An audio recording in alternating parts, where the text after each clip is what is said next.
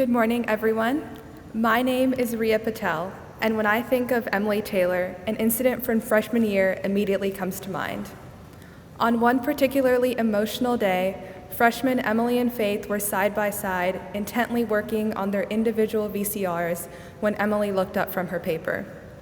Out of the corner of her eye, she accidentally saw the front cover of Faith's VCR book. Suddenly, Emily jumped up, screamed, and burst into tears. She was crying because she thought she had broken the honor code by accidentally seeing the front cover of Faith's book. Emily sobbed as she recounted her horrific act to the confused Miss Drinan, who reassured Emily that no, she would not be expelled for accidentally looking at the cover of another student's book. Aside from her more than honorable personality, it is obvious that Emily sees the good in everyone and everything around her. She's a kind and caring friend to those who need it, always ready to lend a helping hand. And if that isn't enough, Emily is a force to be reckoned with on both the soccer and the lacrosse fields. So before the Honor Council yells at me for exposing more egregious honor code violations, I give to you the beautiful Emily Taylor.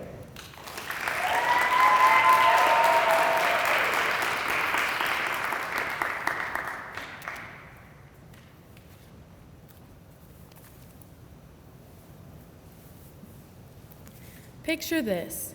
You've just finished a long day at school, complete with a lacrosse workout and a big anatomy test. You walk outside to the parking lot with only a uniform skirt and sweatshirt to shield you from the 30-degree weather and the combination of rain and sleet coming down around you. You throw your backpack in the back seat, hop in the front, and turn the music and heat way up. You navigate past your classmates backing out around you and squeeze in between the carpool line. You look both ways before your left turn onto Little Perkins. You look right, it's clear. You look left, it's clear. Wrong. Left was definitely not clear. I watched seemingly in slow motion as a white SUV came full speed towards my car and slammed into the side, turning my front wheel at an awkward upside-down angle and crushing my front bumper into multiple pieces. I'd like to add that he was on the wrong side of the road, but I digress. Unfortunately, I can't say this was my first wreck on St. Mary's property. Over the course of high school, I've accumulated not one, not two, but 3 wrecks at St. Mary's or on St. Mary's trips. The first accident was exactly 1 month after receiving my license. I began to back out of my spot in the junior parking lot after school. My music was just loud enough that I didn't hear Kate Kiyomi screaming and waving her hands at me to stop. I backed up at full speed into Maya Gurley, crushing in the side of her Nissan. The second incident, also in a parking lot and also involving one of my classmates, happened on the first day of junior year. I pulled in, looked for a parking spot, and chose the one with cars on either side instead of any of the completely empty spots in the back, and swung my wheel to the left. The next thing I heard was the sound of metal on metal as my car dragged down the side of Tiffany's. I then endured a walk of shame into the building to tell Coach that I had just drove down the side of someone's car. A fitting start to junior year. As you can likely imagine, this multitude of wrecks, all being my fault if you didn't notice, have left my car with some small scratches and some big dents. Up until my last wreck, I had never gotten my car fixed after my collisions. I left the small scratches and dents because although my car does make some strange noises while going over speed bumps, it still works just fine. I have spent too much of my life worried about my scratches and insecurities. Don't let your scratches and dents consume you.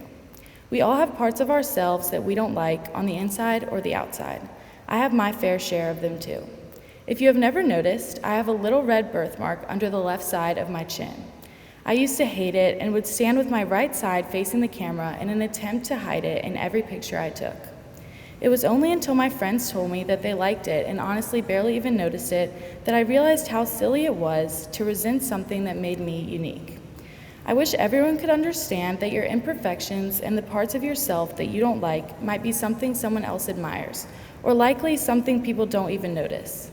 Once I realized this about my birthmark, I spent a lot less time being consumed with the fear of judgment. I stopped caring what side of my face is showing in pictures. I challenge you to look past whatever it is that you wish you could hide in your pictures. What I'm trying to say is, don't let the dents and scratches overshadow all the great and unique parts of yourself. Never try to hide what makes you unique.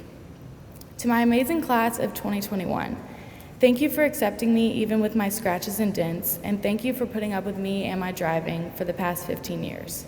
And I want all of you to remember, you still work perfectly, even with the scratches in your paint. Thank you.